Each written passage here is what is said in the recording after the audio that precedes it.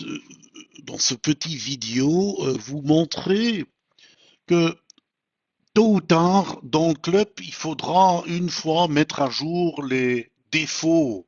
Ce sont des données qui sont récupérables et des données défauts qu'il faut encoder une seule fois, une seule fois.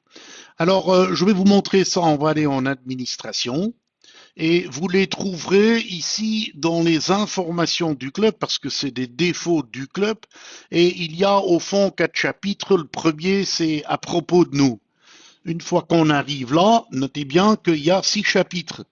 Alors la première chose, c'est les coordonnées, c'est de dire où est le club. Ça veut dire si quelqu'un après veut envoyer par poste à quelqu'un, ben, dans notre cas, c'est Bénédicte et c'est notre secrétaire et voilà, c'est des données à taper.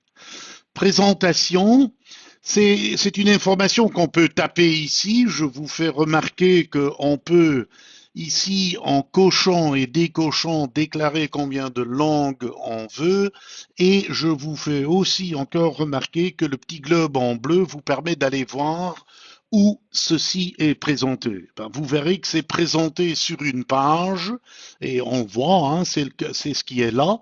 Et cette page, vous aurez dans le front-end, vous auriez pu y arriver en disant je veux ici dans le club à propos de nous. C'est cette page-là. Et donc on va continuer maintenant. Ici c'était les commentaires. On a déjà vu l'adresse. On verra la banque, les détails de banque, les contacts, etc.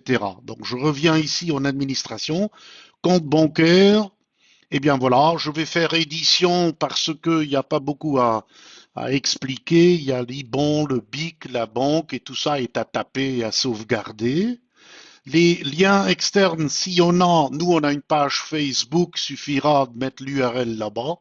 Et puis vous verrez si vous avez hébergé des photos et des vidéos quelque part. Ça c'est ici qu'on peut ventiler cette information. Quant au contact, je vais me permettre de vous montrer. Je vais recréer un contact et je vais dire que ça c'est le patron. C'est le patron et je vais dire que c'est un membre et je vais dire que le membre qui est le patron, c'est un contact du club, hein, donc ça sera un membre forcément, que c'est Paul. Et alors, on peut ajouter, et ça me donne la première fois l'occasion de vous montrer comment ajouter une photo. J'en ai une ici à droite et que je peux déplacer. Il me suffit de la tirer vers cette case. Et une fois arrivé là, je peux vous montrer qu'on polarise. Vous voyez, on peut quand même éditer, couper là où il le faut. Une fois que c'est coupé, il faut le faire.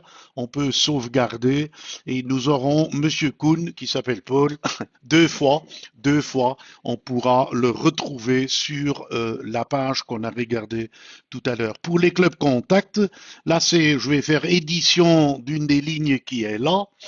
Vous verrez ici que c'est un club jumelé ou bien etc etc, des clubs parrains, des choses comme ça. Et puis on tape l'information. Il n'y a pas beaucoup d'autres choses à dire. Quant aux liens utiles, vous verrez qu'on peut activer plusieurs, il y a toujours créé ici à droite des chapitres. Moi, j'ai un chapitre vert international qui, lorsque je vais à l'édition, vous verrez qu'il y a non seulement le nom de cela avec une description si vous le voulez, si vous voulez faire ça en plusieurs langues, vous pouvez le faire. Puis il y a la visibilité, ça me donne la première occasion de vous dire visibilité. Est-ce que vous voulez que ce soit visible uniquement pour votre comité ou bien votre comité de votre unité, unité veut dire votre club, hein. Donc comité et commission, tous les membres actifs de votre club, ou bien tous les membres actifs invités et prospects, tous les membres actifs invités et prospects de toutes les unités du multidistrict, s'il y en a un, j'aurai l'occasion d'expliquer ça plus tard, tous les membres actifs de toutes les unités. Alors donc ici, ça c'est la visibilité et puis les liens. Dans chaque de ces chapitres, on peut en avoir plusieurs. Je vais à l'édition. C'est simple, hein, c'est lorsque je peux aller là-bas, vous verrez que c'est l'URL avec une petite description. Hein. Ça, c'est les liens utiles. Alors, emplacement, c'est où, et vous pourriez avoir des réunions dans deux, trois restaurants, et chaque fois que vous créez, tout à l'heure, lorsqu'au calendrier, on va créer des événements, on pourra venir chercher les emplacements précodés, si vous voulez. Un emplacement, c'est simple, c'est le nom, c'est le restaurant où on va, avec de l'information sur le restaurant, et on peut donc sauvegarder cela. Les emplacements, il peut y avoir plusieurs emplacements. Alors les horaires, tout à l'heure, un événement peut être un événement, et moi, on peut en créer plusieurs. Donc, tout à l'heure, de nouveau, lorsque vous serez en agenda, lorsque vous allez créer un événement, vous pouvez dire, ceci, c'est chaque lundi, dans chaque semaine, chaque lundi, entre cette date et cette date, créer les 10 événements en une fois. Et donc, je vais vous montrer un événement. Ah, de nouveau, la description. Le jour de la semaine, c'est le lundi. Hein, par exemple, on pourrait dire le lundi et le mercredi. Hein, non, pardon, le lundi, voilà.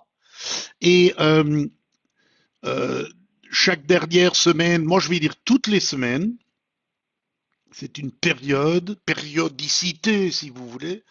On dit à quelle heure c'est. Lorsque quelqu'un, enfin en calendrier, utilisait cet horaire, euh, a priori, l'inscription peut être faite et nous avons ici une échéance d'inscription 6 heures avant, on peut dire 24 heures avant, hein, 24 heures avant. Et pour dire que il n'y a pas de limite, on peut dire 1000, il faut mettre un chiffre et vous allez sauvegarder. Sauvegarder l'information dite générale, mais il y a plus. Et ceci, c'est une façon que je vais expliquer.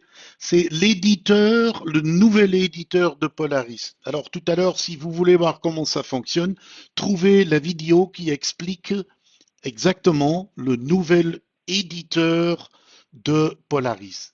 Et les événements dépendants, ça, je vais expliquer ça plus tard parce que nous en sommes au début, ça sert à rien. Une fois que vous avez encodé tout cela, on est prêt pour le grand travail.